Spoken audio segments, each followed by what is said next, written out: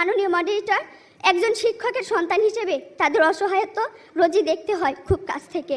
মাননীয় মডারেটর, গত ঈদে আমি যখন একটি ভালো পোশাকের জন্য কান্নাকাটি করছিলাম, তখন বাবা আমার হাতে কাগজ কলম ধরিয়ে দিলেন, আমার দিকে ছুড়ে দিলেন একটি গাণিতিক প্রশ্ন। একজন দিনমজুরের দৈনিক আয় 300 টাকা হলে মাসে তিনি কত টাকা আয় করেন? মাননীয় মডারেটর, মুখে মুখে বাবাকে জবাব দিলাম 9000 টাকা। বাবা আমার কাঁধে হাত রাখলেন, চুলের মাঝে হালতো বিল্লি কেটে বললেন, মা রে, তোর এই বাবা হাই স্কুলের শিক্ষক হিসেবে মাসে 8000 টাকা বেতন পায়। আমি কোনো প্রশ্ন করতে পারিনি বাবাকে। লজ্জায় বাবার মাথাটা নিচু হয়েছিল। পৌরত্বের দ্বার প্রান্তে দাঁড়ানো বাবার বয়সী চোখ হতে খসে পড়ে জল। জানি না মাননীয় মডারেটর, আমার বাবার বয়সী চোখ থেকে খসে পড়া জল শিক্ষার মানকে কতটা টেনে তোলার যোগ্যতা রাখে। মাননীয় মডারেটর, এই যদি হয় শিক্ষাগুরুর জীবন, তাহলে একটা সময় হয়তো এদেশে আর কোনো শিক্ষকই পাওয়া যাবে না। এমন বাংলাদেশ আমরা কখনোই আশা করি না।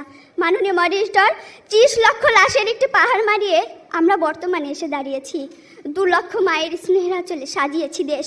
প্রতিপক্ষ বঙ্গবন্ধুর স্বপ্ন, লাখো শহীদের প্রত্যাশা আর বীর জননীর ত্যাগের প্রতিদান দেওয়ার এখনই সময়। আর তার জন্য চাই শিক্ষাক্ষেত্রে অধিক বিনিয়োগের মাধ্যমে টেকসই উন্নয়ন নিশ্চিত করা। ধন্যবাদ মাননীয় মডারেটর, ধন্যবাদ সবাইকে।